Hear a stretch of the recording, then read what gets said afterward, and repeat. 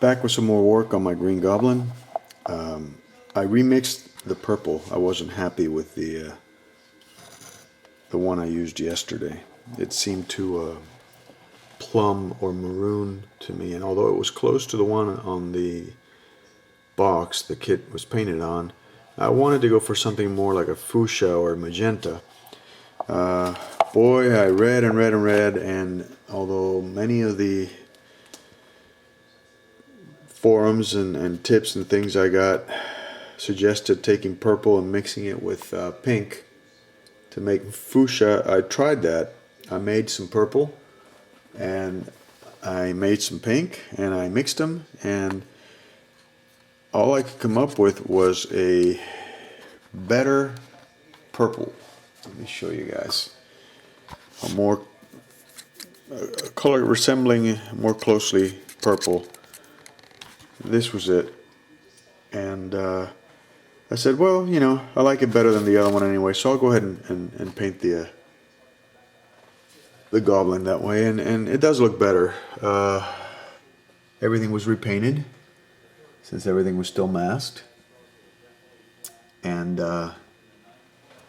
then I proceeded to work on the head, which is one of the most complicated parts. It had a huge seam up here going right across from ear to ear, because as you'll recall, the rear of the hood is a separate piece. And one of the things that I learned, especially with this kit and sanding and puttying vinyl kits, I learned a little bit of that with the Spider-Man, but the Spider-Man was easier. This was a tough seam because the ears were in the way. What I learned was sometimes heavy sanding isn't necessarily the best thing. I did use heavy grit sandpaper, 220 and 320, and that helped, but in the end I had to put gobs of puttying.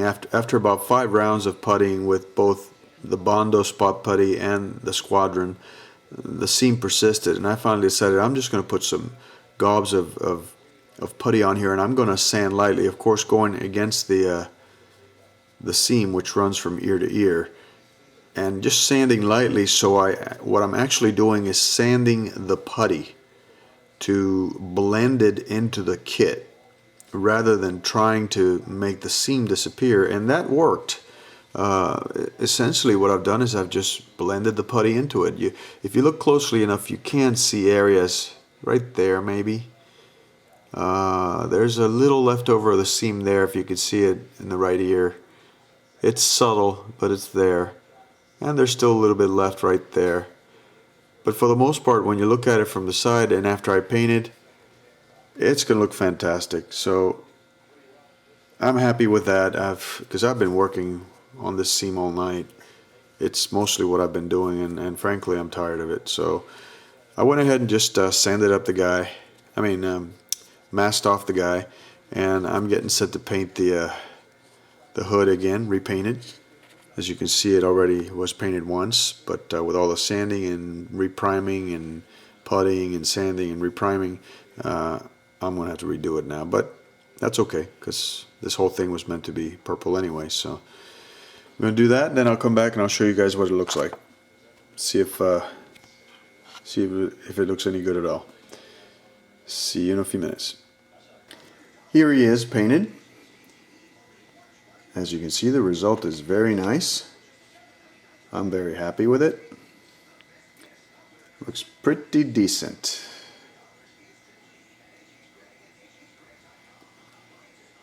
I think I'll call that done and just leave it to dry overnight.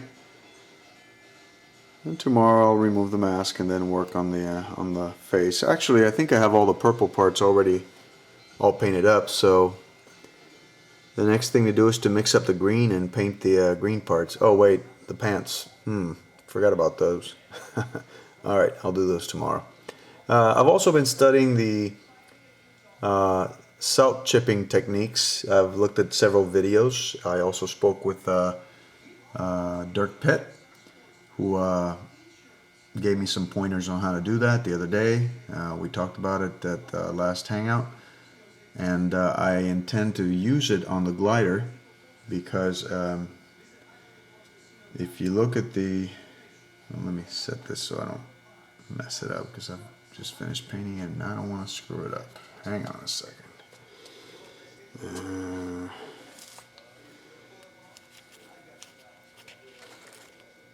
Alright. There, okay.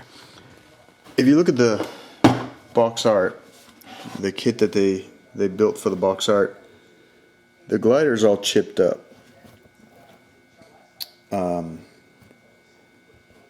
Which looks pretty cool. It's nice and worn. It's even got some exhaust marks, some pock marks, which I'll add with an airbrush later. But that effect is clearly done with salt chipping. I would think that's the ideal way of doing it. So that's what I'll do.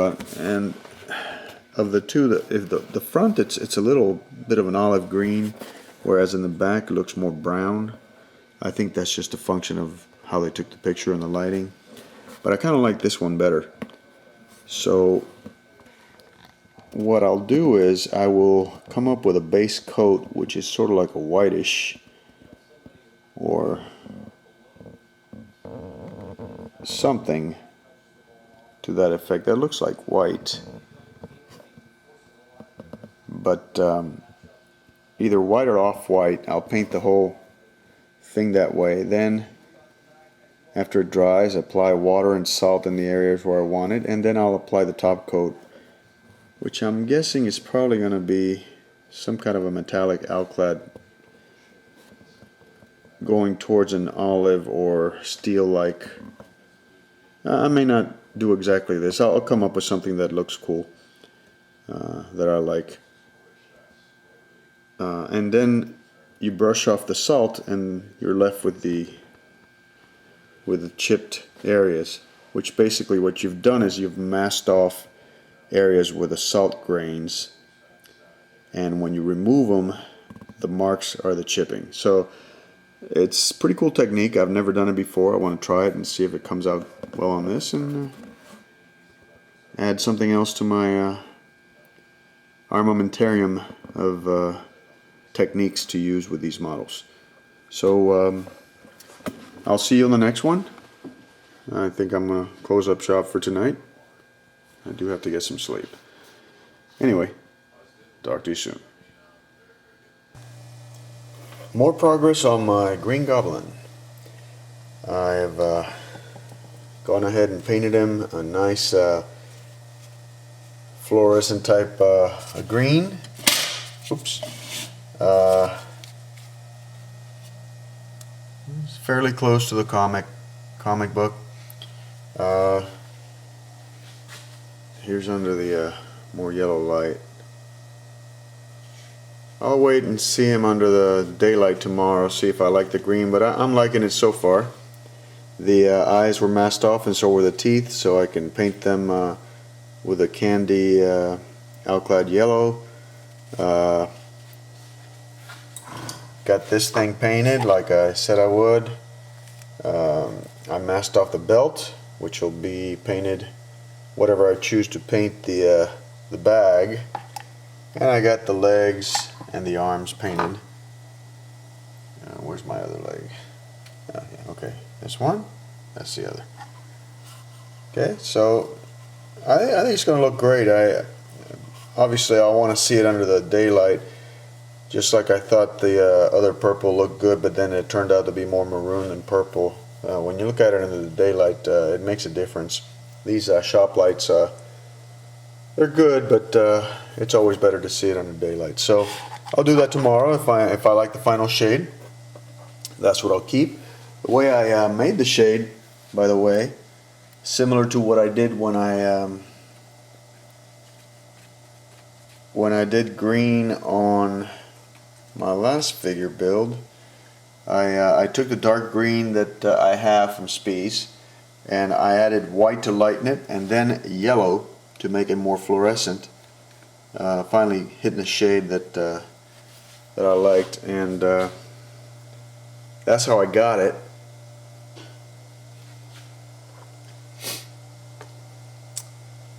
So that's what I've done, If I like the green and I like to keep it, then the next step will be doing the eyes and the teeth on this guy, and then I'll glue them together. Do some touch-up work anywhere that needs to be done, and then proceed to the glider, which is going to be a challenge in and of itself. So it's coming along nicely, and I'm very pleased. Talk to you soon. Back with the Green Goblin, and I have finished painting an assembly of the Goblin himself. Glider still needs to be painted. I'll probably do that tomorrow, but let me go over the Goblin and what we've done, what paints I used, so you guys get a better idea. So the purple, as you know, was a Spies Hecker, the mixture, and so was the green. The pumpkin was Tamiya orange, Tamiya flat black, and Tamiya olive green. The face, the eyes were Tamiya clear yellow with Tamiya flat black for the pupils, and Tamiya lemon yellow for the teeth. The bag and the straps were Tamiya brown, and I have to make a comment on this. I wish they'd do a better design on the strap here. This, of course, they won't. This is a discontinued model, but hey, you can wish. The strap comes in 3 pieces, as you saw in previous videos. This is one piece here. This is the other piece here. There's 2 obvious seams right there and at the shoulder, which I chose not to work on.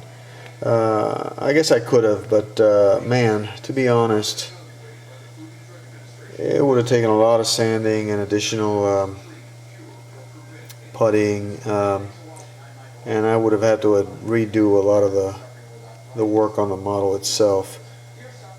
And I chose to just accept those 2, since they do look like they're almost part folds on the strap itself.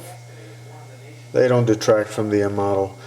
Putting it together over here was a pain. The bag wouldn't go into position the way it was supposed to, so I had to twist and turn this thing, and I had to use the zap accelerator for the CA glue so it would stick quickly, otherwise the thing wouldn't cure. But all in all, I really like the way he looks. He looks really mean and diabolical, just like the Green Goblin is supposed to. So choice of colors, turns out they were good as far as I'm concerned. Very pleased. So now on to the glider. For the glider, I will, as I said before, I will be using the salting technique to create those chips. That'll be the first time I do it. This is the flame that comes out the back. I'm thinking of using some combination of alclads to simulate the flame. The flame on the box is like an orange yellow thing. I think I can come up with something to simulate that. I'll experiment with some of the alclad transparents or the candies and see if I can do it. I think I can get it done and do something nice with it. So almost finished, guys. Coming up to the home stretch on this thing. Anyway, thanks for looking. Alright, so I am getting ready to proceed with the Goblin's glider, and he's watching over me carefully, making sure I don't screw it up. Here's a glider. I've already glued the flame onto the back there. Still got some CA glue overflowing there. Interesting. Anyway, so I'll go ahead and mask off the flame and leave everything else unmasked, and I will begin by applying the undercoat. This has already been primered with Transtar Gray. I'll add some white primer and microfiller Alclad primer, because with the salting technique the undercoat is as important as the overcoat. This is actually what's going to show through in the spots that are going to be covered up by the salt grains. Once I get this coat down, I will proceed with applying the salt where I want the effect to show. From my research and talking to my colleagues, Dirk Pitt comes to mind, and I thank him for his help. Salting is basically just masking with salt grains. That's what you're doing. You mask with salt grains to leave those areas unpainted so that the undercoat shows, and then you paint over it with whatever coat you're gonna paint the glider with. Now I've got several candidates here. Got burnt iron, exhaust manifold, jet exhaust, and gunmetal. I'll try them all on a piece of plastic to see which one I like the best. These are all sort of like dark metallic finishes, and I think one of them will probably hit the spot. The box art, as I explained before, depending on which side you look, the back it looks more brownish, and in the front it looks more greenish, so that means I can paint it whatever color I want. Something that'll look metallic and worn, definitely not shiny. So that's my plan, and I will come back when I'm finished with the primer. Talk to you soon. Alright, so here's my initial attempt at salting the model, as it were. I ended up using the Transtar white primer because the Alclad primer simply did not appear to coat on enough and make it white enough to make it worthwhile. Of course, the Transtar had some problems with orange peeling, as you can see, so I had to sand the model down after I applied the primer, but I got enough of the white undercoat on it that it would suffice and achieve the effect that I want. I found that by trial and error the best technique was just to dip my finger in the water and lightly apply it along the areas where I wanted the salt. Not making it too thick, just droplets, very thin droplets, and then just dusting it with salt from a Dixie cup, making sure it's not too thick. As you can see, there's grains along the areas where I want the chipping to appear. I've tried to guide myself by what the box shows. Obviously it won't be exact, but as long as I get a decent enough effect, I'd really like to try and nail down this technique, because I want to use it for my X-Wing fighter, the fine molds.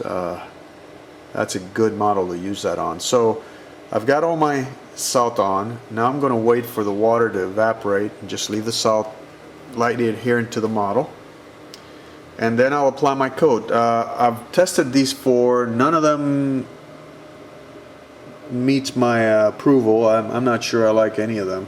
I may have to mix a custom color, try and achieve some kind of an olive like that. That's going to be kind of tough, but we'll see. I'll work on that, and I'll get back to you. So talk to you soon. Alright, I settled on the Alclad steel, which is the same color I used for the main engine covers of my Salon Raider. I kind of liked it, and it does look metallic, like an old metallic glider should. I've got all my salt on there, and I'm getting set to remove it. I'll wait for it to dry.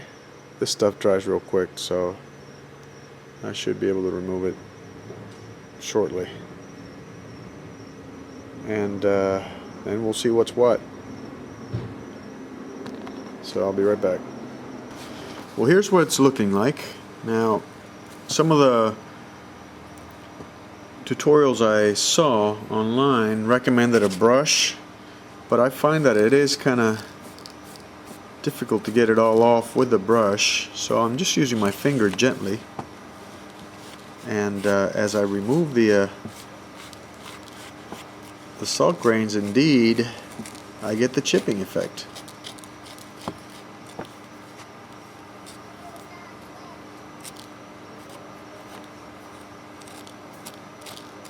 Depending on how thick the grains are, it'll be either big chips or small chips, and I guess that depends on how you use the salt and what kind of salt you use. If you use rock salt, you'll get bigger grains, you'll get bigger chips, but it does work.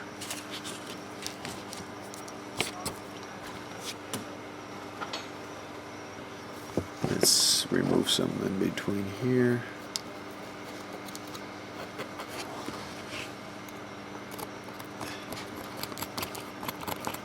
Ah, okay.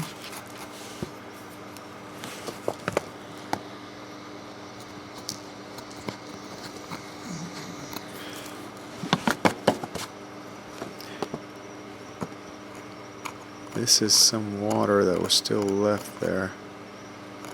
I guess it'll dry out, and as it does, whatever's left will be the result. Okay, yep.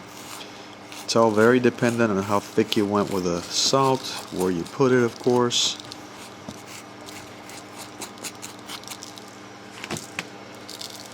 But it definitely gives you the chipped effect that you're looking for, so it's just a question of practicing to get it to look natural. But I'm pleased. It's looking good. So I'll continue doing this, and I'll show you guys the final results in a few. Okay? So here he is, all chipped up. I've removed all the salt, and he looks nice and worn and punished, which is exactly what I was looking for. I think it looks excellent. Technique is definitely very effective, and I'll be using it in the future. I enhanced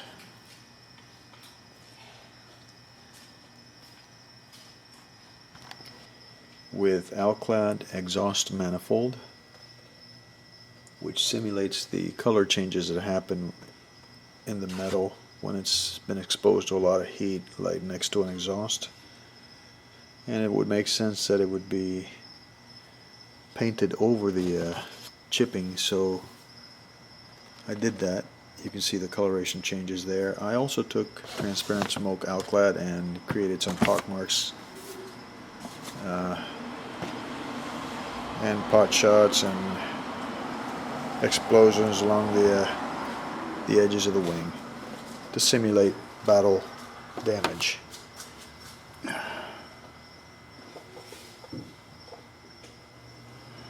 So it now looks nice and worn and used, and not too far from the colors on the box after all.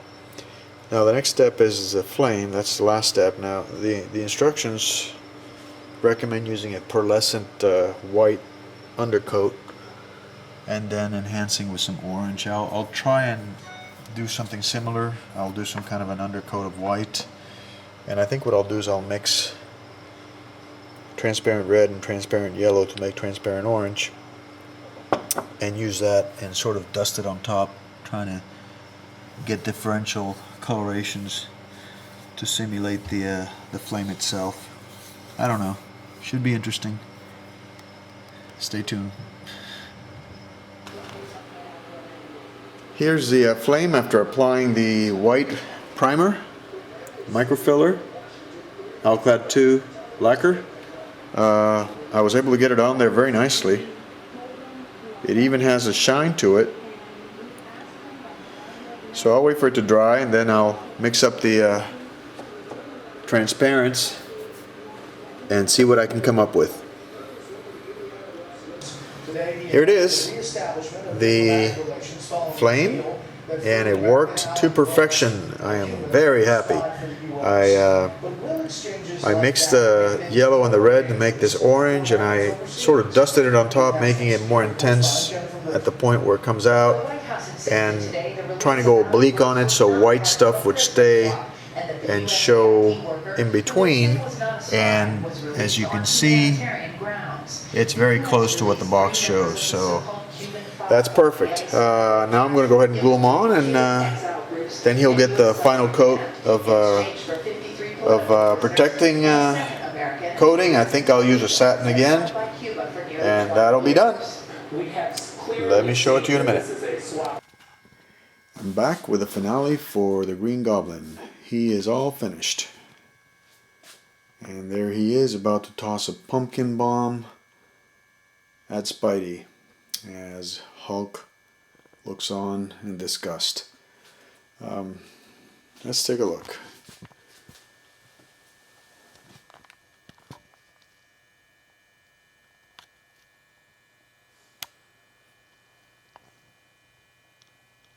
Okay, so I managed to glue them onto the glider. The glider is completely chipped the way I wanted it to be.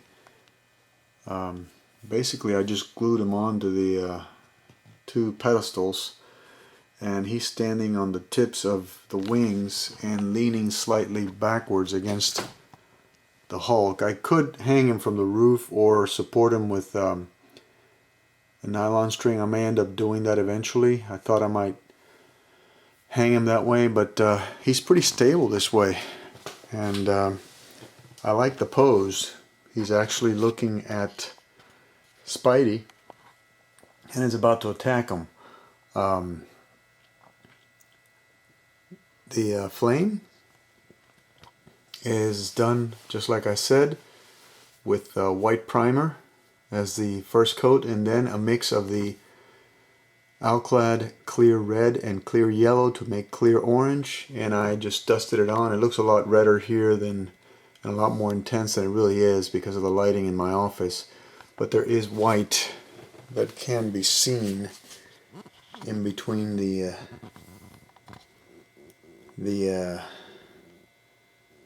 flame particles, I guess, the flame tentacles. So the effect is very much like on the box art. I was very pleased with that. I'm also very happy with the way the salt chipping came out. All in all, he looks great. So another superhero or supervillain